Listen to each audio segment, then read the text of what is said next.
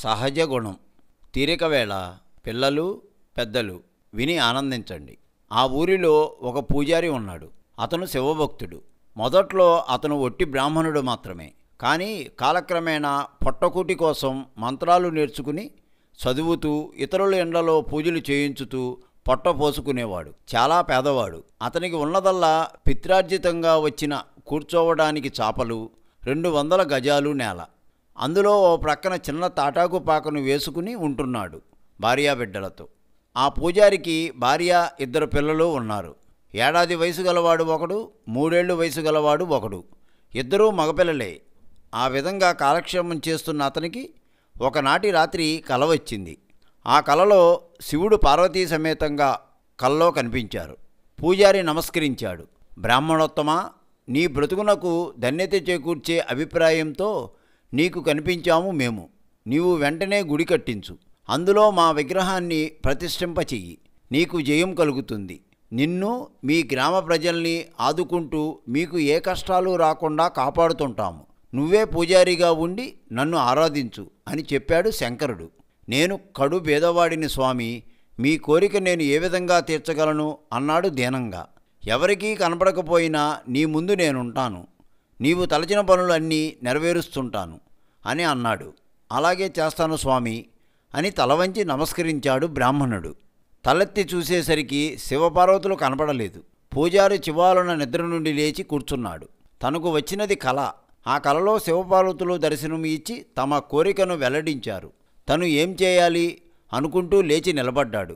గడియారం చూశాడు. గోడ గడియారం 4 గంటల 10 నిమిషాలు చూపుతోంది. అతనికి నిద్ర పట్టలేదు. ఆలోచిస్తున్నాడు. పగటి కలలు వచ్చినా జరగనివని, తెల్లారగట్ల వచ్చే కలలు నిజమవుతాయని ఒకప్పుడు ఆ బ్రాహ్మణుని నాయనమ్మ చెప్పేది. అది గుర్తుకి వచ్చింది. తను చేయగలిగితే ఈశ్వర కటాక్షం తనకు తప్పకుండా కలుగుతుందని తలచాడు. అయితే తను గుడి కట్టించగలడా? గుడి కట్టించడం అంటే మాటల్లో అయ్యే పనా? ఏం చేయాలి అని ఆలోచిస్తున్నాడు. ఈ ఆలోచన ప్రతి నిమిషం అతన్ని కలవరపెడుతున్నది. భార్యకు విషయం అంతా వివరించాడు. ఏం చేద్దామని సలహా అడిగాడు. అప్పుడు భార్య, గ్రామంలోని పెద్దలతో సంప్రదించి నిర్ణయం తీసుకోండి. ఏమైనా శివుడు చెప్పినది ఆచరణలో పెడితే తాము వృద్ధిలోకి వస్తామని నమ్మకంగా చెప్పింది. బ్రాహ్మణుడు గ్రామంలోని పెద్దలను కలుసుకున్నాడు. విడివిడిగా తనకు వచ్చిన కలను గురించి వివరించాడు. ఆలయ నిర్మాణం జరిగి శివపార్వతుల విగ్రహాల్ని ప్రతిష్ఠించిన గ్రామాభివృద్ధి జరుగుతుందని నమ్మకంగా చెప్పాడు. గ్రామ పెద్దలు నాలుకను చప్పరించారు. గుడి కట్టడం అంటే సులభం కాదయ్యా, ఎంతో డబ్బు కావాలి. మన గ్రామంలో డబ్బులు ఇచ్చే దాతలు లేరు. నువ్వు కట్టించినట్లయితే రోజూ గుడికి వచ్చి దేవుడికి దండం పెట్టుకునేవారున్నారు. ఇంతెందుకు, ఊళ్ళో తాతల నాడు కట్టించిన రామాలయం ఉంది. ఆ ఆలయంలో పూజారి ఉండక, ఆలయంను సక్రమంగా నడిపేవారు ఉండక మూతపడి ఉంది. ఆలయ ప్రాంగణం మనుషులకు బదులు పందులు తిరుగుతున్నాయి. అటువంటప్పుడు నీకు డబ్బు ఇచ్చి గుడి కట్టించమనేవారు లేరు. ఎందుకు అనవసరంగా ఒళ్ళు హైరాణ చేసుకుని తిరుగుతున్నావు అని అన్నాడు గ్రామ పెద్ద. బ్రాహ్మణుడు మనసులో శివపార్వతులను ప్రతిష్ఠింపచేయాలన్న తపన అధికమయ్యింది. కానీ ప్రయోజనం? తనకా గుడి కట్టించే శక్తి లేని పేదవాడు. ఏం చేయాలి అని ఆలోచిస్తూ భార్యను సలహా అడిగాడు. వాళ్ళని వీళ్ళని దేవురించేదేమిటని, నా మెడలో మా పుట్టింటి వారు పెట్టిన బంగారు గొలుసుందిగా, దేవుడు అనుగ్రహం ఉంటే మళ్ళీ చేయించుకోవచ్చును. కొండంత దేవుడికి కొండంత పత్రి తేగలమా? అందుకని మన స్థలంలోనే చిన్న పూరిళ్ళు వేసి అందులో విగ్రహాలు ప్రతిష్ఠించండి మీరే. అన్నిటికీ ఆ దేవుడే ఉన్నాడు అంది. వెంటనే ఎవరినీ సంప్రదించకుండా భార్య గొలుసు తీసుకువెళ్ళి అమ్మేశాడు. ఆ డబ్బుతోనే తన స్థలంలో వేరుగా పూరిళ్ళు ఏర్పాటు చేశాడు. అందులో శివలింగం చిన్నది తయారు చేయించి ప్రతిష్ఠించాడు. శివలింగం వెనక శివపార్వతుల చిత్రపటాలు తగిలించాడు. తనే పూజారి అయ్యి ప్రతిరోజు పూజలు చేస్తున్నాడు. క్రమేపీ ఆ పూజలు కూడా తనకు పని ఉన్నప్పుడు, తీరికగా ఉన్నప్పుడు చేస్తుండేవారు. ఇతరత్రా పౌరోహిత్యం చేస్తాడు కాబట్టి ఖాళీ ఉన్నప్పుడు మాత్రం పూజలు చేస్తున్నాడు. ఇలాగున రోజులు గడుస్తుండగా అతను పౌరోహిత్యానికి పొరుగురు వెళ్ళి వస్తుంటే ఒక చెట్టు క్రింద వచ్చేసరికి మాటలు వినిపించాయి. బ్రాహ్మణుడు ఆగాడు. ఆ మాటల్ని వింటున్నాడు. అయ్యా, నేను నాగేంద్రుడను. నీ ఎదురుగా ఉన్న పుట్టలో నేనుంటున్నాను. ఒక ముంగీస నన్ను చంపేయాలని పొంచి ఉంది. నన్ను కాపాడండి. మిమ్మల్ని కనిపెట్టి ఉంటాను అంది. బ్రాహ్మణుడు పుట్టను చూశాడు. పామును బయటికి రమ్మని పిలిచాడు. పాము పుట్టలో నుండి బయటికి వచ్చింది. అప్పుడే అవతల నుండి ముంగీస పరిగెత్తుకు వస్తున్నది. బ్రాహ్మణుడు ఆ ముంగీసను అవతలికి తరిమేశాడు. మా ఇంట్లో శివుని లింగం ఉంది, నువ్వు శివునకు భూషణం కదా, నిన్ను తీసుకువెళ్ళి శివుని లింగం వద్ద విడుస్తాను, నువ్వు అక్కడే ఉండు.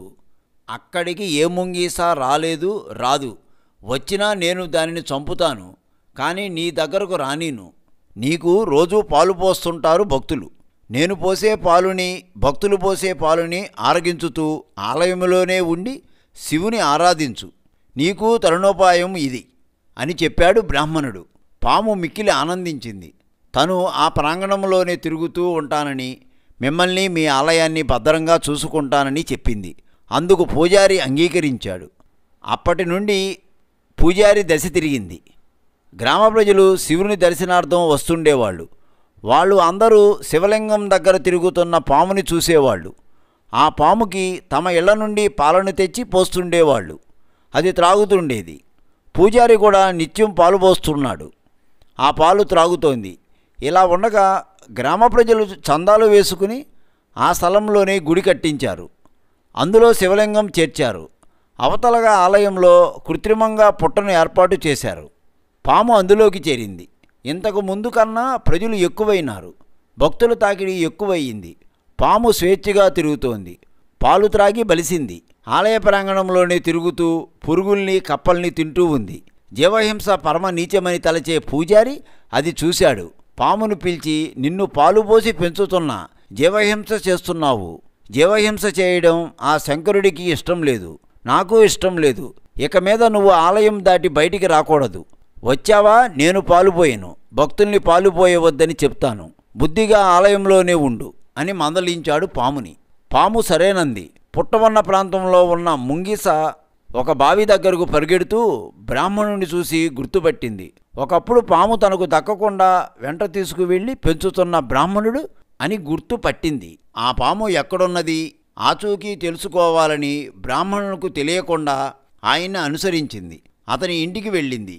ఎవరికీ తెలియకుండా ఆ ప్రాంతం అంతా పాము కోసం వెతికింది.